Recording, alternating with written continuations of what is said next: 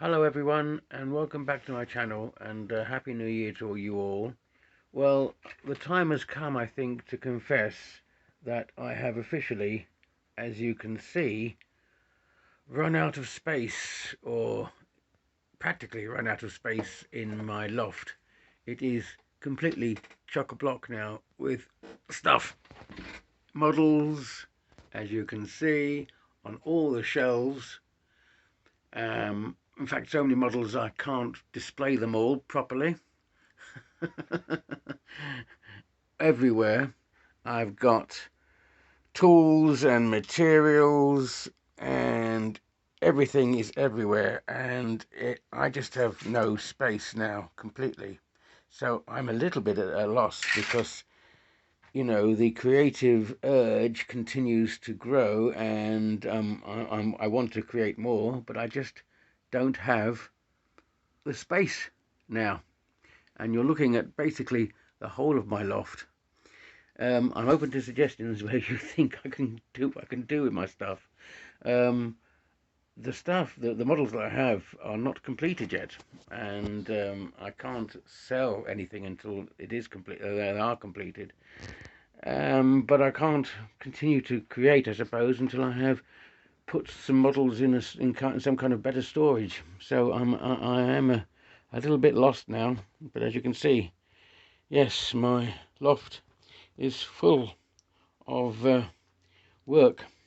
But like some kind of like someone who is obsessed, I continue to create, and this is my latest creation. I mentioned in my other post before Christmas that I was going to be working on a kind of variant of my Tyrannus because I already have the parts for it. So as you can see, I have, regardless of space problems, started to put the Tyrannus. Well, I'm not going to call it the Tyrannus. Actually, it's going to be a different model, but based on the design of the Tyrannus, because I'm using the same kind of parts. As you can see, I started to put it together, but it's going to be smaller in scope. So that's the front end, and working my way through to the back. As you can see how I've done this there, and the engines were going to be completely different. So that's the basis for the engines, and you can see that they are obviously, I'm again using mostly immersed parts, but they'll be supplemented by lots of different grooblies and other bits of household junk. But you can see that the engines are going to look completely different. They're in a 4x4 2x2 configuration, and yeah, and so that's what it's going to look like at the back going forward. And I've also started to fabricate the bridge section here, which is going to be put on top of the ship there. Now, just going to bring it into view. So it's going to be placed back there on top of it.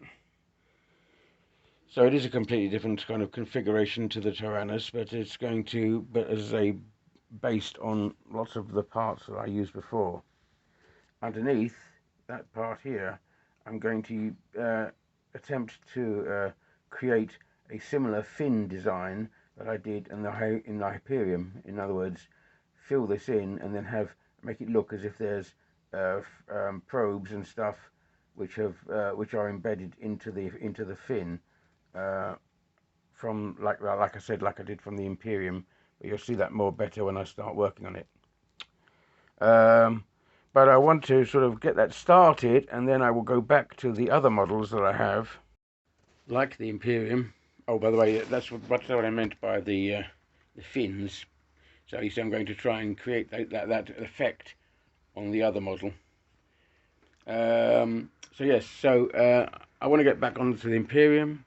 I want to get back onto my airship, and I want to get back onto the other models here, the Sword of Persuasion, and finish painting them off. But I can only start doing that when I have got rid of the junk, or rather tidied up the junk, because I can't move in here now. And it's my own fault. It's completely my own fault. I don't make any excuses. It's because I'm very untidy, and because I work and work and work, but I don't like to tidy up after me. So you know, that's my I'm afraid my Achilles heel. But I've got to start tidying up, otherwise I just won't have the space. So onward and upward. I'm going to continue a little bit more now on the ship that I started. Haven't given it a name yet. I will think of the name for the ship, but I want to get that. I will let you know what kind of ship this is going to be and what name that I give it. As I say, that's where I am at the moment. So onward and upward. Let's continue a little bit more, and then I will break away and attempt to tidy up, and hopefully I might show you just how well I've succeeded in tidying up my workspace. Right, let's get going. And so endeth the first day. So that's where we are at the moment with our new ship design. So yeah, I've stuck most of the stuff on that I wanted to stick on today. The bridge and the forward module, I suppose you'd call it, or the forward bit. And so the fabrication is more or less there. I've actually put the bridge just slightly lower, sitting slightly lower on the aft bit there. So yeah, that's where we are at the moment. Long way to go. But I like that shape, and as I say, I am going to refrain from making it as busy as the first Tyrannus that I did. Picking up lots of experience from the work that I've done on the Sword of Persuasion and my other ships that I have done recently, the Shield of Vengeance and so on. So yes, that is where we are at the moment, and we will continue. And while we continue with this, I will be tidying up, because my ambition is within the next week or two to tidy up my workspace so that I can finish this off nicely and tidily, and then get on with some painting and try and make some sense of it all. But we'll continue working along here, and you'll see how far I can get. But that's the end of day one anyway. Right, let's come back for another day in the next bit. Okay, so this is the end of the second and third days, and as you can see, I have continued fabrication of the front end. We've got we're building up now the front bit there. This is going to look, as I say, it's similar to the components that I used last time on the Tyrannus, but I'm going to make them a little bit more compact. This little bit here is going to be the beginnings of some kind of docking port, or perhaps I'll put some probes in there. And then moving on to the back, I've disguised the thing that was coming down by putting in a larger fin and creating some interior fabrication looking like the fin has got probes coming from it. And then I'm developing the back area as well with the control tower here and putting in some detailing there. So coming on, I'll just look turn around so you can look at the back bit. From the back you can see I'm developing the engines, and again the back of the fin there, which are going to have some probes coming from it as well. And that's how the control tower will look from the back. Okay, so we're getting there with this particular model. It's beginning to take shape. Quite pleased with that. And there's the profile, as I said. So yeah, that's looking, I would say, a lot more dangerous than the other one did. And it looks more compact as well. So I'm getting a nice kind of, it's an aerodynamic feel to it, which is interesting. but it's not going to be an atmospheric ship. It's going to be one that works in space, of course. Right, okay, so that's where we are with this particular ship. But I have decided now to take a little pause, and because when I came up this morning, I tripped over some rubbish and stubbed my toe, which doesn't sound awfully bad, but I suddenly realised I can't go on this way. I have to take a pause and clear this junk. I just have to. So I'm not going to start fabricating or making for a number of weeks until I have cleared this space and made it far more livable and workable in, because I can't work in it any longer. So I might not be posting for a number of weeks because I want to tidy this space up. It's got to be tidied, and I've got to find spaces for everything. So yes, there's going to be a slight intermission while I do this. I think I need to. Otherwise, well, I just won't be able to get back up here again. But before I close this particular post, I thought I'd introduce you to some of the props that I have collected and fabricated over the time. Starting with this one, which I'm sure you all recognise. It's a M41A pulse rifle from the film Aliens, and I had I found a small scale resin cast on eBay, which I bought. But being me, as you know, I like to refabricate stuff because I wanted to make the gun look a little bit more chunky, a little bit more robust, a little bit more sci-fi. So as you can see on this particular model, I have refabricated the stock and the magazine holder.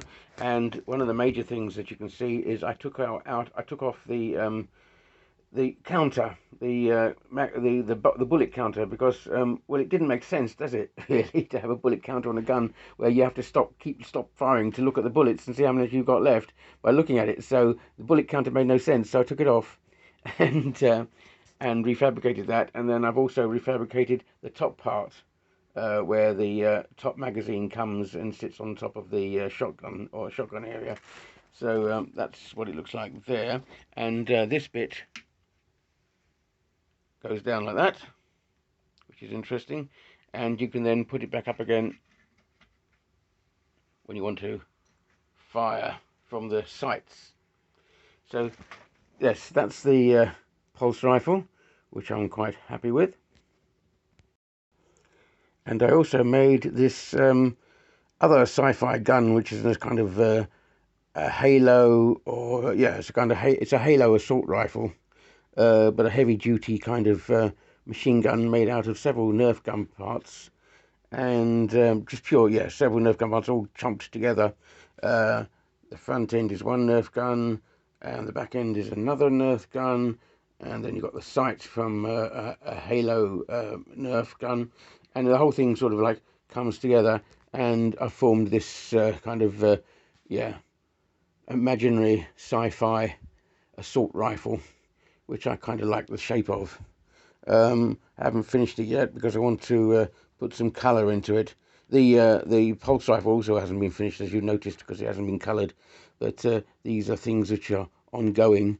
But I wanted to sort of take time out from my starship building to create some futuristic weaponry. I also, some time ago, created these two lightsabers made out of old toys, plastic parts, and other bits and pieces. And I covered them with some silver foil to try and give them a bit of a glint. They look rather shabby now because they've been lying around for ages, but perhaps the shabbiness adds to the weathering and worn look to it. So I might increase at some point the weathering on it to make them look rather old and shabby looking. But yeah, that was my attempt at designing two lightsabers from bits and pieces. And one day I'll try and display them properly in some kind of cabinet. And no weapons collection should be without some swords. And these are some old ideas I had in mind. These are based on when I saw Adam Savage's tested of YouTube video on how to make swords using aluminium foil and tape. And so I created this sword using a similar kind of technique.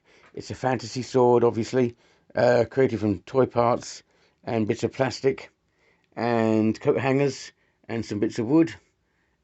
And yeah, so that's my toy sword there, which I think is quite good. And I have another one to show you.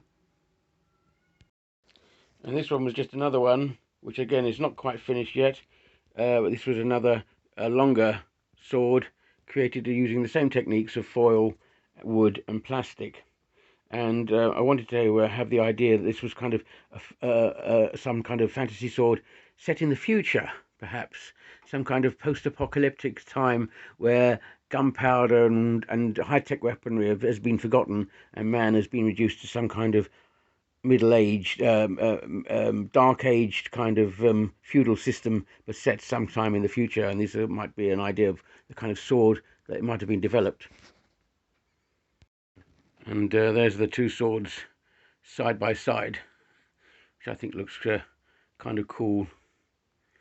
Okay, guys, so that was just a little excursion into some of the props that I have made that you might have seen in the periphery when I've been showing my studio, but didn't quite get a good look at.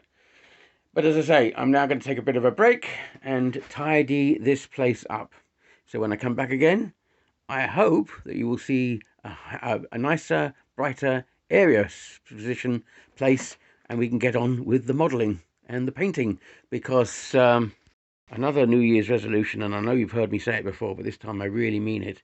I'm going to finish off these. I'm going to finish off the airship, and I'm going to finish off my other starships, because especially the one behind it, which you can't see, but the interstellar spaceship, which you can just about see poking out there.